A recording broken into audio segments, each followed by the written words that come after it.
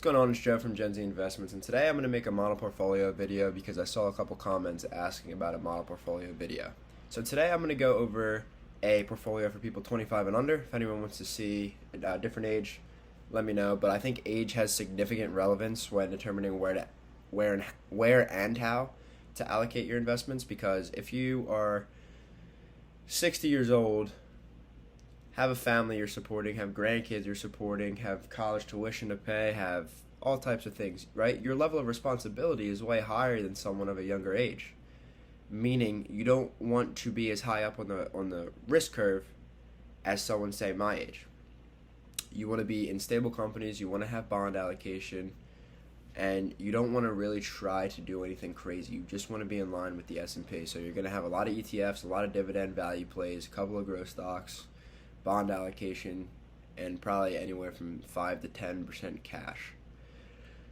But today we're going to be talking about 25-year-olds. So the main thing to consider when making any model portfolio is how much risk are you willing to tolerate, right? So at a younger age, like I was just saying, you don't have the same level of responsibility as someone who's older and has a family, has tuition to pay, right? So you should be willing to take on a higher level of risk because, one, you're young, so you want to be holding on to these companies and investments for a long period of time. And two, you want to invest in stocks that are going to expand greatly over a long period of time.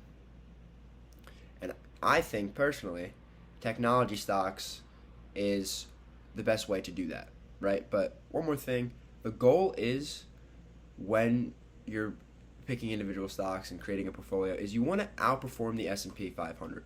Because if you're not outperforming the S&P 500, then you're doing more work investing in and diversifying in all these other companies and investments than compared to if you just put money in an S&P 500 index and let it ride, right? So if you're not outperforming the S&P, you're doing more work for less gain.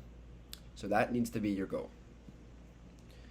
So this is an allocation I put together. This is made specifically for people 25 and under who are not going to do a load of research and be super involved with their investments, but they still want to take on a little bit of risk, have good returns, outpace the S&P while also being safe. So a safe portfolio can outperform the S&P over a long period of time while not taking on a lot of risk. So I think that's pretty much the trifecta. So again, this isn't like you don't have to follow this. So it really depends on how much risk you're willing to take on and how much research you do. So I think research should be at the core of any investment process. So I think the more research that you do, you can tinker with these numbers to reflect your beliefs on how the market will play out. For example, you could have allocation to speculative stocks with higher risk or reward, or add more to crypto or any other type of, or value if you think that value is going to outperform. So the more research you do, you can tinker with these percentages in order for them to represent the beliefs that you have about the market. My belief is that technology stocks over the next 20 to 30 years are going to be the outperformers and change the world. So in this portfolio, I put 33% growth, and growth is usually tech. Not all the time, but usually. 33% growth, 1/3 of your account in growth. And I guess you can even loop in crypto assets into that. Crypto assets, high risk, high reward. But when I say crypto assets, I do really emphasize focusing on Bitcoin because it is the safest and most decentralized. It is not going to abide by government regulations because of how decentralized the network is, and there's nothing they can do to stop it. That's really the power of proof of work. So I really would emphasize Bitcoin in that crypto assets area. But again, the more research you do and the more risk you're willing to take on, maybe you can mess around with Ethereum, Cardano, Link, whatever you want to look at. Personally, I'm only in Bitcoin and have a little allocation to Ethereum. So one thing about this portfolio is there's no bond or fixed income allocation. Instead, I have 15% in dividends and 15% in ETFs, which I think make up for the lack of fixed income. And the reason that I don't like bonds and fixed income is because of how inflation is at highs in this century. We're at highs in inflation. We haven't seen CPI numbers like this since 08-09, and the Fed balance sheet has exploded as long as the debt.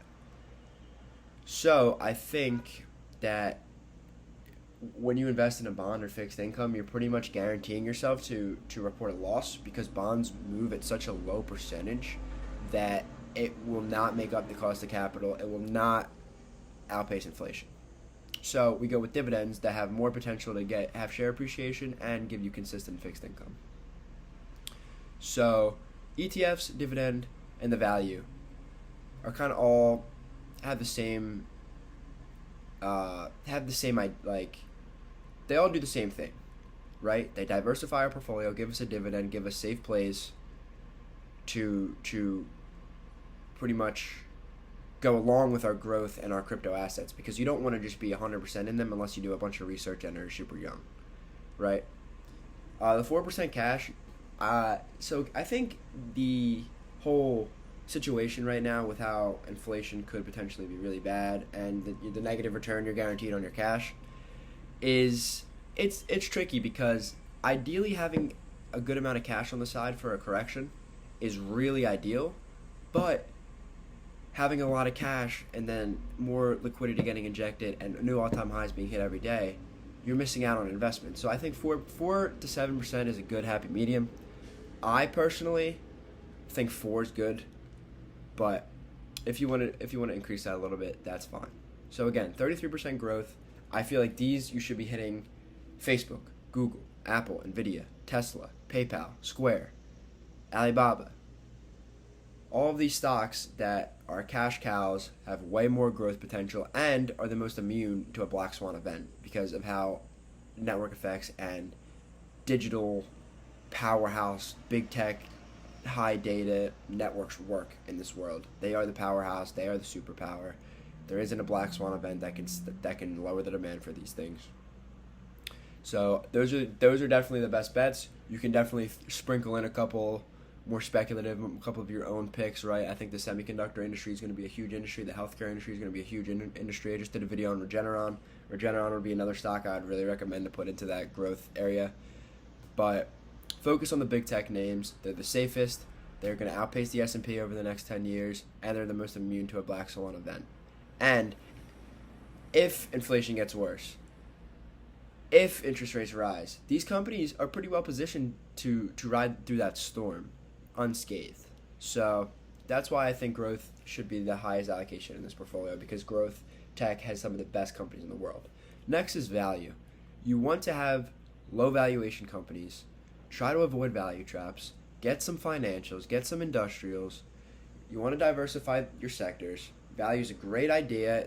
It's definitely, I think, the play for the next year and a half, just because of interest rates that will rise, inflation fears, the debt increasing, devaluation of the dollar. So I think the value stocks could have more room to run over the next year and a half. Dividend stocks, again, the dividends in the ETFs are pretty much a replacement for any bonds. These are going to outperform bonds while also giving you a dividend in return. And investing in the S&P and the QQQ and the IVV are essential to getting consistent gains. Next, I talked about crypto assets. I think everyone should have Bitcoin in their portfolio. I think it's the greatest investment you can make today. I think $50,000 is undervalued. It's under $1 trillion in market cap, and it is disrupting hundreds of trillions of dollars worth of market cap in different industries, whether it's real estate, the stock market, gold, bonds, treasuries. So I think Bitcoin needs to be in everyone's portfolio, and I also think maybe speculating on one or two other cryptos is worthwhile depending on your risk tolerance and your research level. And I talked about the cash.